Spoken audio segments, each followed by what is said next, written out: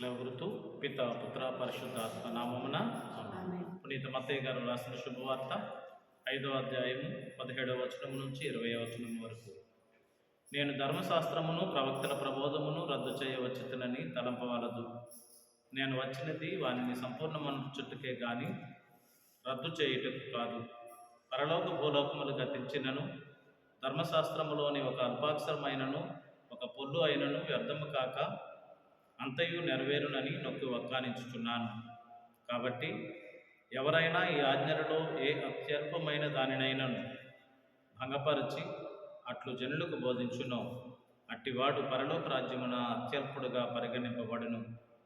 ధర్మశాస్త్ర బోధకుల కంటే పరిసయ్యుల కంటే మీరు నీతివంతమైన జీవితం జీవించడనే తప్ప పరలోక రాజ్యమున ప్రవేశింపరని చెప్పుచున్నాను. ఇది క్రీస్తు శుభవార్త. శుభవార్త బోధనల ద్వారా మన పాపములు మన్నించబడును గాక. ప్రియమైన క్రైస్తవ సహోదరి సహోదరులారా, ఈరోజు తల్లి అయిన శ్రీ సభ సామాన్య కాల 6వ ఆదివారాన్ని కొనియాడుతుంది. ఈరోజు దేవుని యొక్క వాక్యము మనకి తెలియపరుస్తూ ఉంది, స్వేచ్ఛ కోరుకొని దేవునికి దూరం అవ్వకూడదు అని. మన పరిశుద్ధ గ్రంథంలో చాలామందిని చూస్తాం, స్వేచ్ఛ కావాలని స్వేచ్ఛ కోసం దేవుడిని విడిచిపెట్టి దూరం అయిపోయినటువంటి వారిని చాలామందిని మనము చూస్తూ ఉన్నాం.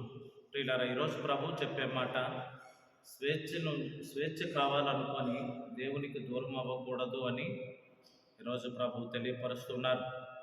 ప్రియులారా, ఒక యజమాని 2 చిలుకలని పెంచుతూ ఉన్నారు. వాటికి ప్రతిరోజు ఆహారం పెడుతూ మంచి నీళ్లను అందిస్తూ ఆ యజమాని ఆ చిలకలని ఎంతో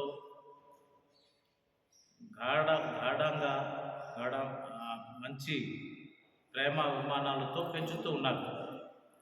అందులో ఒక చిలుక కొన్ని రోజులకి తన ప్రక్కన ఉన్నటువంటి చిలుకతో చెప్తూ ఉంది, ఈ పంజరంలో ఎన్ని రోజులు మనం ఇక్కడ ఉంటాం, ఈ పంజరంలో ఎన్ని రోజులు బానిసలుగా ఉంటాం, మనకి స్వేచ్ఛ లేదు, స్వాతంత్ర్యం లేదు, ఫ్రీడమ్ లేదు.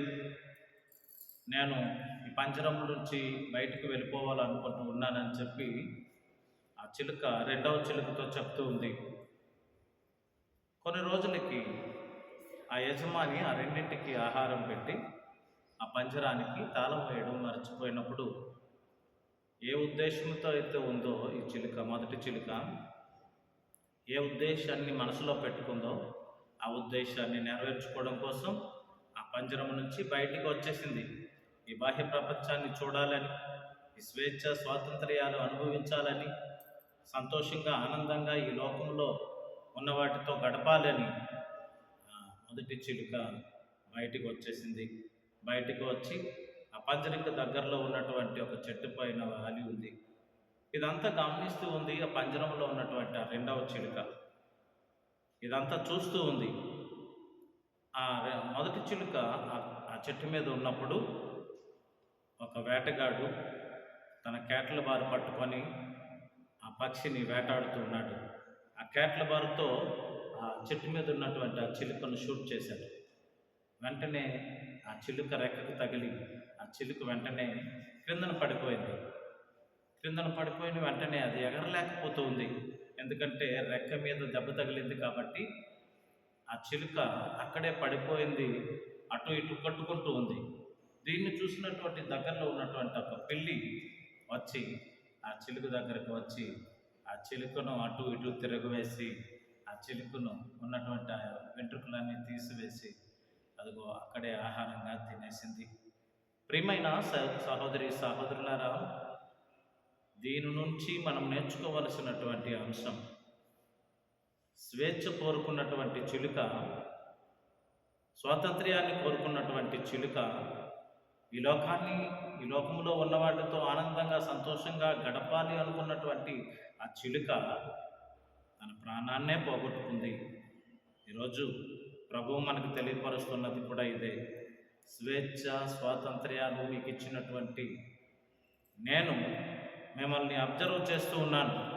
మీకు మొదటి నుంచి నేను స్వేచ్ఛ స్వాతంత్ర్యాలను ఇచ్చి ఉన్నాను. మరి ఆ స్వేచ్ఛ స్వాతంత్ర్యాల్ని ఏ విధంగా మీరు ఉపయోగించుకుంటూ ఉన్నారు? ఈనాటి మొదటి పట్టణంలో మనం చూస్తాం, శిరాపుత్రుడైన యేసు జ్ఞాన గ్రంథంలో మనం చూసినటువంటి ఆ మాట, మనం చదువుకున్నటువంటి ఆ మాటను చూస్తే 15వ అధ్యాయము 16వ వచనములో మనము వాక్యం చూస్తూ ఉన్నాం. ప్రభువు నిప్పును నీళ్లను మన ముందు ఉంచినట్లుగా మనం వాక్యాన్ని చదువుతూ ఉన్నాం. ఒకసారి ఆ మాటను చదువుకొని ముందుకు వెళ్దాం. శిరాపుత్రుడైన యేసు జ్ఞాన గ్రంథం 15వ అధ్యాయము 16వ వచనాన్ని చదువుకుందాం. శిరాపుత్రుడైన యేసు జ్ఞాన గ్రంథం 15వ అధ్యాయము 16వ వచనం. ప్రభు నిప్పును నీళ్లను నీ ముందుంచారు, చేయి చాచి వానిలో మీకిష్టం వచ్చినది తీసుకొను.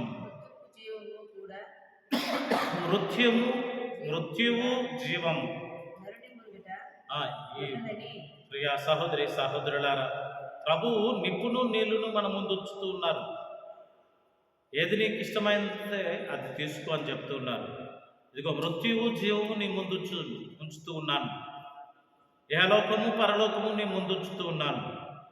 ఆది నుండి మనం చూస్తాం ప్రియులరా, ఆదిలో ఆది మానవులను ఆది తల్లిదండ్రులను చేసిన తర్వాత వారికి ఒక ఫ్రీడమ్ ఇచ్చేశారు, వారికి స్వేచ్ఛ స్వాతంత్ర్యం.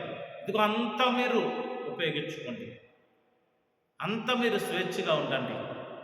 ప్రియ సహోదరి సహోదరులారా, మనం పరిశుద్ధ గ్రంథంలో చూస్తాం, దేవుడిచ్చినటువంటి ఆ స్వేచ్ఛ స్వాతంత్ర్యాన్ని వారు నిలబెట్టుకోలేకపోయినారు. వాళ్ళు దేవునికి దూరం అయిపోయినట్లుగా ఆ స్వేచ్ఛ స్వాతంత్ర్యాన్ని ఉపయోగించుకున్నట్లుగా మనం అందరం పరిశుద్ధ గ్రంథంలో చూస్తాం. ఆది కాండంలో 3వ అధ్యాయంలో చూస్తాం మానవుని పతనం. దేవుడిచ్చినటువంటి ఆ స్వేచ్ఛ స్వాతంత్ర్యాలని వారు దుర్వినియోగం చేసుకున్నారు. దేవుడు అన్నాడు, ఇదిగో ఈ ఏదోను వనంలో ఉన్నటువంటి అన్నింటినీ మీరు అనుభవించండి, కానీ ఆ మంచి చెడుల చెట్టు ఇచ్చి ఫలమిచ్చు ఆ చెట్టు పండగ మాత్రం మీరు తినవద్దు అని చెప్పారు. కానీ ఆ మనుషులు ఆ దేవుడిచ్చినటువంటి ఆ స్వేచ్ఛను, ఆ దేవుడిచ్చినటువంటి ఆ స్వాతంత్ర్యాన్ని దుర్వినియోగం చేసుకుంటూ వారి జీవితాలని వినాశనం చేసుకున్నారు. మానవుల్ని పతన స్థాయికి తీసుకుని వెళ్ళారు. ఈ లోకాన్ని శాపం పాలు చేశారు.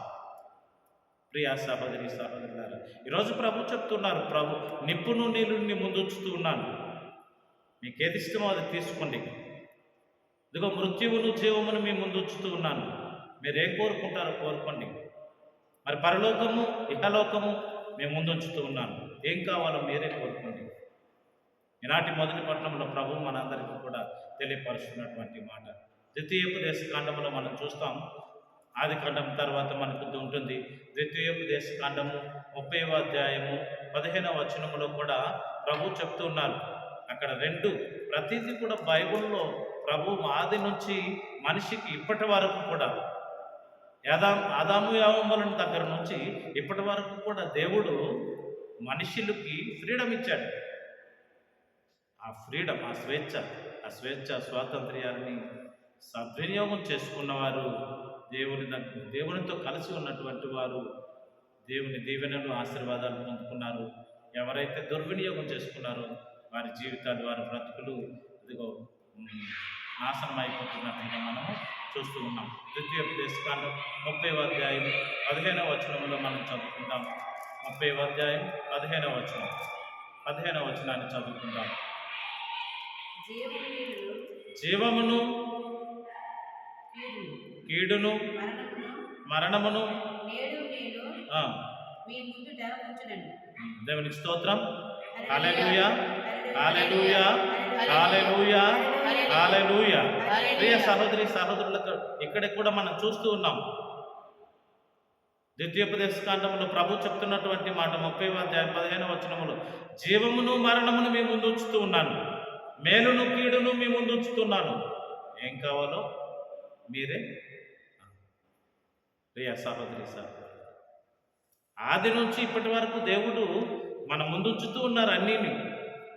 మంచి చెడు, మరణము జీవము, మేలు కీడు, నిప్పును నీళ్లును, మృత్యువును జీవమును, ఇహలోకము పరలోకము అన్నిటినీ కూడా మన ముందు ఉంచుతున్నారు. ఏం కావాలో కోరుకో అని చెప్పి ప్రభువే మనకి ఛాన్స్ ఇస్తుంది.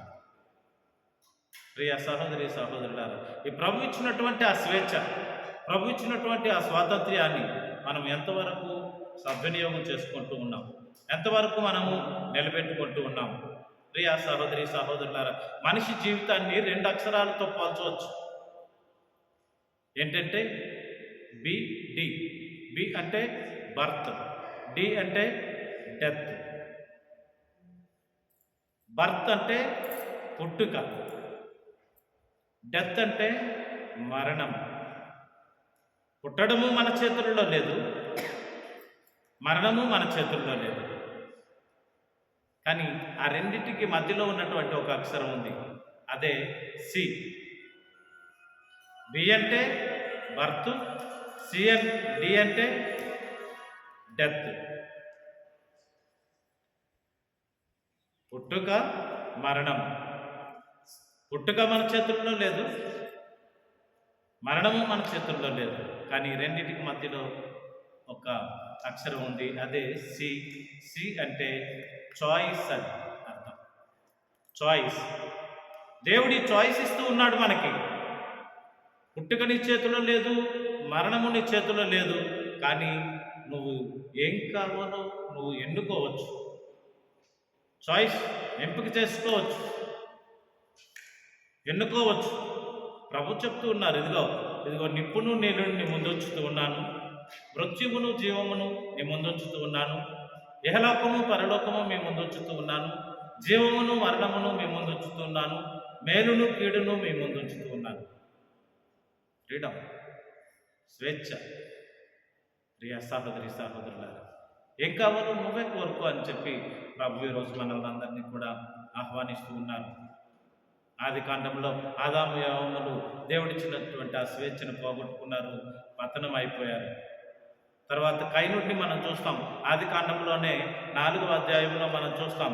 అక్కడ కైనుడు దేవుడిచ్చినటువంటి ఆ స్వేచ్ఛని పోగొట్టుకున్నాడు. ఇదిగో కైనుడితో దేవుడు అంటున్నటువంటి మాట మనం చూస్తూ ఉన్నాం. 4వ అధ్యాయము 7వ వచనంలో కైనుడితో దేవుడు పలుకుతున్నటువంటి మాట ఒకసారి చదువుకొని మనం ముందుకు వెళ్దాం. ఆది కాండం 4వ అధ్యాయం 7వ వచనాన్ని చదువుదాం. మంచి పనులు చేసినచో తల ఎత్తుకొని. ప్రియ సహోదరి సహోదరులారా, మంచి పనులు చేస్తే తల ఎత్తుకొని తిరుగుతావు.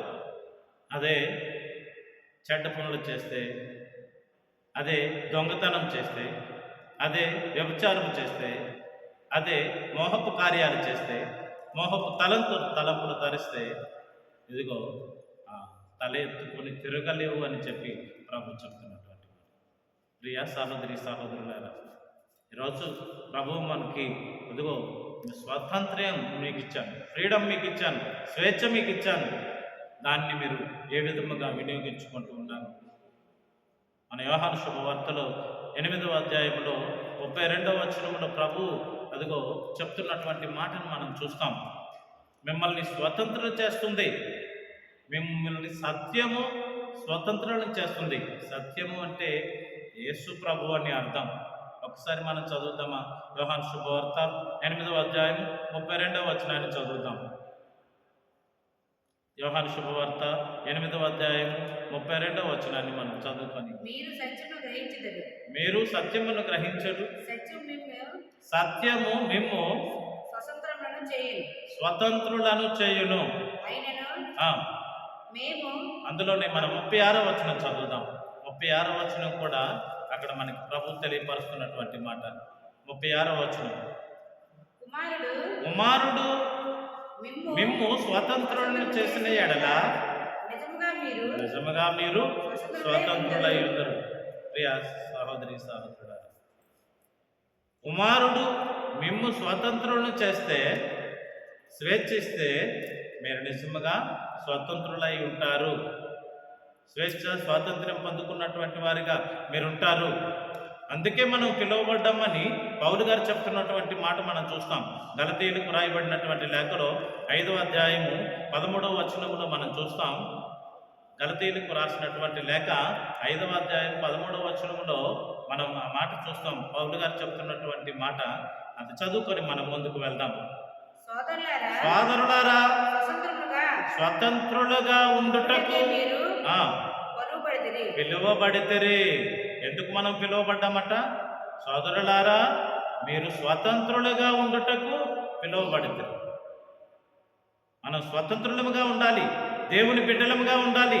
అదిగో యేసు ప్రభు యొక్క కుమారుడు. ఇక్కడ మనం యోహాను శుభవార్తలు ఇప్పుడు చదువుకున్నాం. కుమారుడు మేము స్వతంత్రులను చేసిన ఎడల నిజంగా మీరు స్వతంత్రులై ఉండరు అని 36వ వచనంలో యోహాను శుభవార్తలో 8వ అధ్యాయంలో మనం చదువుకున్నాం. అలాగనే ఇక్కడ పౌలు గారు చెప్తున్నటువంటి మాట, సోదరులారా, మేము స్వతంత్రులుగా ఉండటకు మీరు పిలువబడితిరి. స్వేచ్ఛ స్వాతంత్ర్యాలు కలిగినటువంటి వారిగా మీరు పిలువబడితిరి. ఎందుకంటే దేవుడు ఆది నుంచి ఇప్పటి వరకు కూడా మనుషులకి స్వాతంత్ర్యం ఇచ్చాడు, స్వేచ్ఛ ఇచ్చాడు. మీ ఇష్టం, ఏం కావాలో మీరే కోరుకోండి.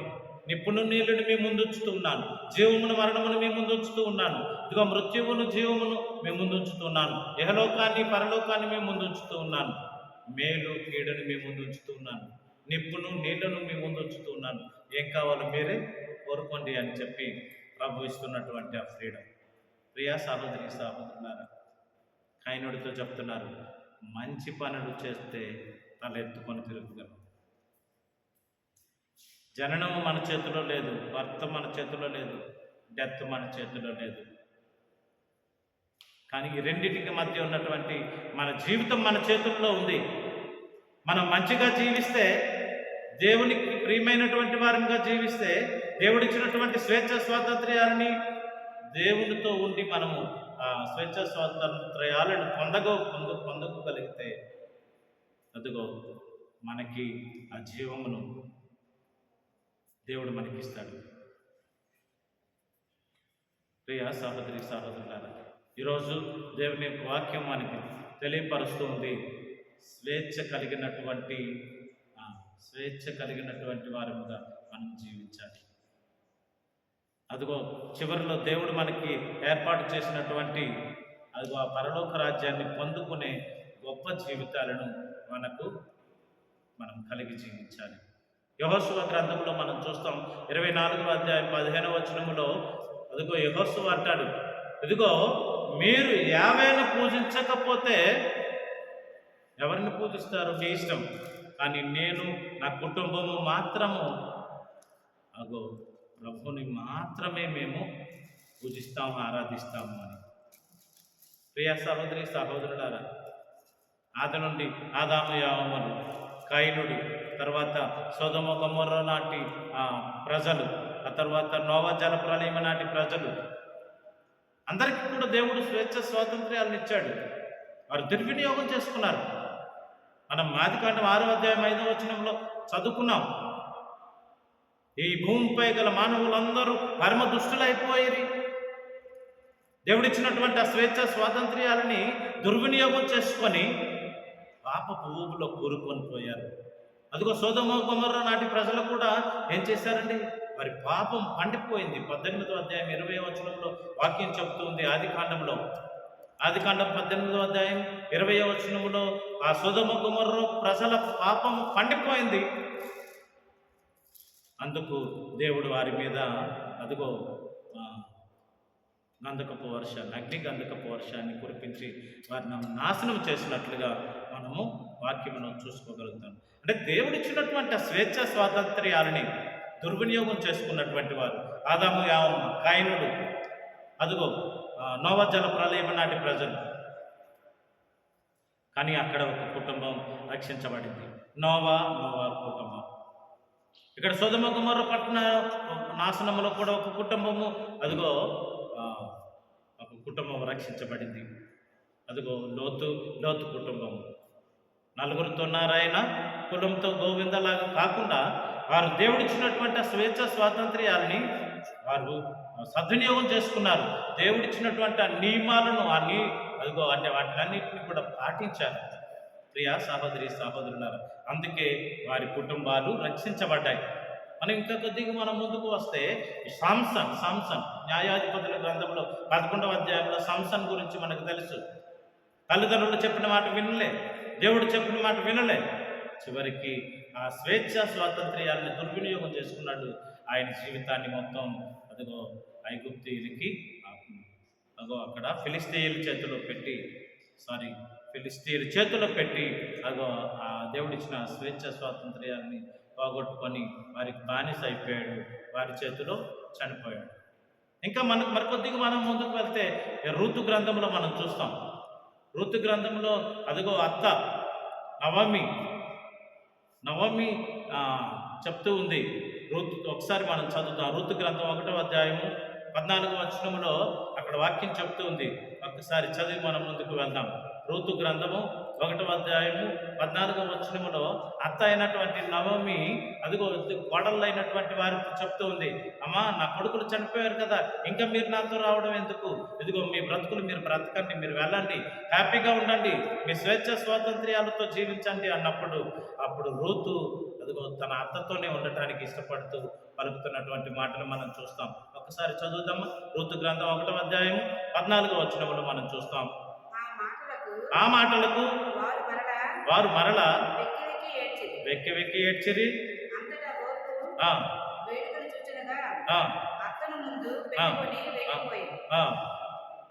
రూతు మాత్రం దాన్ని కంటిన్యూషన్ చదవండి. ఆ మాటలు వారు మరలా వెక్కి వేడ్చిరి. అంతటా యోర్పు వేడుకలు చూచినగా అక్కను ముద్దు పెట్టుకొని వెళ్ళిపోయింది. కానీ రూతు మాత్రము నావామిని మందని పెట్టదాయను. దేవునికి స్తోత్రం. సహోదరి సహోదరులారా, ఫ్రీడమ్ కోరుకున్నటువంటి ఆ చిన్న కోడలు, అదిగో స్వేచ్ఛను కోరుకున్నటువంటి ఆ చిన్న కోడలు మనం చూస్తూ ఉన్నాం. ఆమె జీవితం ఏమైందో లెక్కలో కనిపించలేదు. అదొక రూతు జీవితాన్ని దేవుడు మన ముందు ఉంచుతూ ఉన్నారు. రూతుకి ఒక మంచి జీవితాన్ని ఇచ్చినట్లుగా మనము చూస్తూ ఉన్నాం. ప్రియ సహోదరి సహోదరుల, ఇలాగ పరిశుద్ధ గ్రంథంలో చాలా ఉదాహరణలు మనం చూస్తాం. నూతన నిబంధనలో ప్రభు చెప్పినటువంటి ఉపమానాల్లో అదిగో ఒక తండ్రికి 2 కుమారులు ఉన్నటువంటి సంఘటన, చిన్న కుమారుడి వృత్తాంతం మనం చూస్తాం. చిన్న కుమారుడు తండ్రి నుంచి దూరంగా వెళ్ళిపోవాలనుకున్నాడు. వాడికి స్వేచ్ఛ స్వాతంత్ర్యం కావాలనుకున్నాడు. మనం లూకా శుభవార్తలో మనం చూస్తాం. 15వ అధ్యాయంలో ఆ మాటలు మనకి కనిపిస్తాయి. ప్రియ సహోదరి సహోదరులారా, 15వ అధ్యాయంలో అక్కడ మాటలు మనకు కనిపిస్తాయి. ఆ చిన్న కుమారుడి సంఘటన మనం చాలాసార్లు చదువుకున్నాం. 15వ అధ్యాయం 11వ వచనం నుంచి 32వ వచనం వరకు ఉన్నటువంటి మాటలు చూస్తే అక్కడ చిన్న కుమారుడు పెద్ద కుమారుడు జరిగినటువంటి సంఘటనలన్నీ కూడా తండ్రి నుంచి దూరంగా వెళ్ళిపోవాలనుకున్నాడు. తన ఆస్తిలో వాటా అడిగాడు, పట్టుకొని దూర దేశాలకు వెళ్ళిపోయాడు. స్వేచ్ఛ కావాలి, స్వాతంత్ర్యం కావాలి, ఫ్రీడమ్ కావాలి. ప్రియ సహోదరి సహోదరులు, వాడి జీవితం ఏమైందో మనందరికీ తెలుసు. పందులు తినే పొట్టుతో తన కడుపును పొట్ట నింపుకోవడానికి ఆశపడ్డాడు. చివరికి తన జీవితం అంతా కూడా నాశనం అయిపోయింది. తర్వాత మరలా ఎప్పుడైతే తల్లి దగ్గరకు వచ్చాడో మరలా ఆ ఐశ్వర్యాన్ని పొందుకోగలిగినట్లుగా మనం చూస్తూ ఉన్నాం. ప్రియ సహోదరి సహోదరులారా, గుర్తుంచుకుందాం, ఈరోజు ప్రభువు ఇచ్చినటువంటి స్వేచ్ఛ స్వాతంత్ర్యాన్ని సద్వినియోగం చేసుకుంటూ దేవునితో ఉండటానికి ప్రయత్నం చేద్దాం. ప్రభు అదిగో ఆజ్ఞలు ఇచ్చారు, అదిగో కట్టడలు ఇచ్చారు, అక్కడ మనకి చట్టాలు ఇచ్చారు. ఆదికాండంలో మనం చూస్తాం. ఆదికాండం నుంచి ఆ ప్రభు సినాయి కొండ మీద నిర్గమకాండంలో 10 ఆజ్ఞలు పలకలిచ్చినటువంటి సంఘటన. మోషే ద్వారా ఇశ్రాయేలీ ప్రజలైనటువంటి తన ప్రజలకి దేవుడిచ్చినటువంటి ఆజ్ఞలు 10 ఆజ్ఞలను తీసుకొని వారు ఏం చేశారు? అదిగో 613 ఆజ్ఞలుగా మార్చేసుకున్నారు. అన్ని తప్పులుగా అన్ని ఆజ్ఞలుగా మార్చేశారు. 10 ఆజ్ఞలని 613 ఆజ్ఞలుగా మార్చేశారు. ప్రియ సహోదరి సహోదరులారా, యేసుప్రభు వచ్చిన తర్వాత ఆజ్ఞలన్నింటినీ ప్రక్కన పెట్టమన్నారు. ఇదిగో నీ దేవుణ్ణి ప్రేమించు, నీ తోటి సహోదరుని ప్రేమించు. 2 ఆజ్ఞలు. నీ దేవుణ్ణి ప్రేమించు, నీ తోటి సహోదరుని ప్రేమించు. అందుకే మనం 10 ఆజ్ఞలు చెప్పిన తర్వాత ఈ 10 ఆజ్ఞలు 2 ఆజ్ఞలలో అణిగి ఉన్నవి అని చెప్పి మనం చెప్తూ ఉంటాం. 10 ఆజ్ఞలే కాదు, అన్ని ఆజ్ఞలు అందులోనికి వచ్చాయి. అందుకే ఈరోజు ప్రభు శుభవార్తలు చెప్తున్నారు. నేను ధర్మశాస్త్రమును ప్రవక్తల ప్రబోధమును రద్దు చేయవచ్చునని మీరు తలంచవలదు. నేను దానిని సంపూర్ణ మనర్చుటకే కానీ రద్దు చేయటకు కాదు అని. మొదటి 3 ఆజ్ఞలు దేవునికి సంబంధించినవి, తర్వాత 7 ఆజ్ఞలు సోదరులకు సంబంధించిన ఆజ్ఞలుగా మనము చూస్తూ ఉన్నాం. ప్రియా సహోదరి సహోదరులారా, మరి ఇటువంటి ఆజ్ఞలు, ఇటువంటి చట్టాలని మనం ఎప్పుడైతే నేర్చుకుంటామో, మన హృదయాల్లో పదిలపరుచుకుంటామో, మన జీవితాలకు అవలంబించుకుంటామో, అప్పుడు దేవుడిచ్చినటువంటి ఆ స్వేచ్ఛ స్వాతంత్ర్యాన్ని సరిగా సద్వినియోగం చేసుకునే వాళ్ళముగా మనము ఉంటాం. ప్రియా సహోదరి సహోదరులారా, ఇశ్రాయేల్ మన పాత నియమాలు, క్రొత్త నియమాలు మనం చూస్తాం. పాత క్రొత్త నియమాల గురించి ప్రభు చెప్పినటువంటి మాటలు. ఇశ్రాయేలీయుల కోసం దేవుడు మోషేని ఎన్నుకున్నాడు. ఈ సర్వ మానవాళి కోసం, నూతన ఇశ్రాయేలీయులమైనటువంటి మనందరి కోసం క్రీస్తును మన కోసం నియమించాడు. మోషేని పాత నిబంధనలో ఎన్నుకున్నాడు. క్రొత్త నిబంధనలో ఈ లోకాన్ని ఉద్ధరించడానికి, ఈ లోకంలో ఉన్న మనందరం కాపాడబడడానికి క్రీస్తుని ఈ లోకానికి పంపించి ఉన్నారు. ఐగుప్తు బానిసత్వం నుంచి అదిగో బయటకు వచ్చినట్లుగా మనము కూడా సాతాను అధికారం నుండి బయటకు రావాలి. ఇదే నిజమైనటువంటి స్వేచ్ఛ స్వాతంత్ర్యం. ఫరో అధికారం నుండి వాళ్ళు బయటకు వచ్చినట్లుగా మనము కూడా పాప బానిసత్వం నుండి బయటకు రావాలి. ఇది ప్రభు మనకు నేర్పిస్తున్నటువంటి స్వేచ్ఛ స్వాతంత్ర్యాలు. అప్పుడే మనము నిజమైనటువంటి స్వేచ్ఛ స్వాతంత్ర్యాలని పొందుకున్నటువంటి వారు అవుతాం అని చెప్పి ప్రభు చెప్తున్నారు. ప్రియా సహోదరి సహోదరులారా, ఈ సామాన్య కాల 6వ ఆదివారంలో ప్రభు మనకిస్తున్నటువంటి గొప్ప వర్తమానము, ఇదిగో ప్రభు ఇచ్చినటువంటి ఆ స్వేచ్ఛ స్వాతంత్ర్యాలని మనం సద్వినియోగం చేసుకున్నప్పుడు అది దేవుని రాజ్యానికి మనం ఒక టికెట్ సంపాదించుకున్నటువంటి వారుగా ఉంటాము అన్నటువంటి సత్యాన్ని గ్రహించి ప్రభు ఇచ్చినటువంటి ఆజ్ఞలను, చట్టాలను ప్రభు మాటల ప్రకారం మనం జీవిస్తూ, ఇదిగో మనం ఈ పరిశుద్ధ గ్రంథంలో ఈరోజు చదువుకున్నటువంటి ఆగ్రహము దాని స్వరూపము, వ్యభిచారము దాని రూపము, భార్య పరిత్యాగం, మనం ఏం చేయాలో, ఎలాగ జీవించాలో ఈ బైబిల్ గ్రంథంలో అన్ని రాసి ఉంచారు. ఆజ్ఞలను ఇచ్చినటువంటి ఆ ప్రభు ఆ ఆజ్ఞలను కూడా ఈ పరిశుద్ధ గ్రంథంలో, ఈ ధర్మశాస్త్రంలో రాసి ఉంచారు. ఎప్పుడైతే వాటిలన్నింటినీ మనం పాటిస్తామో, ఎప్పుడైతే వాటి ప్రకారం మనం జీవిస్తామో, అప్పుడే మనం నిజమైనటువంటి స్వేచ్ఛ స్వాతంత్ర్యాన్ని పొందుకున్నటువంటి వారంగా ఉంటాము అని ప్రభు మనకు తెలియపరుస్తున్నారు. అటువంటి గొప్ప భాగ్యాన్ని, ప్రభు ఇచ్చినటువంటి ఆజ్ఞలను, ఆ స్వేచ్ఛ స్వాతంత్ర్యాన్ని పొందుకునే వారంగా మనల్ని దీవించమని ప్రభువుని ప్రార్థించుకుందాం. పిత, పుత్ర, పరిశుద్ధాత్మ నామమున ఆమేన్.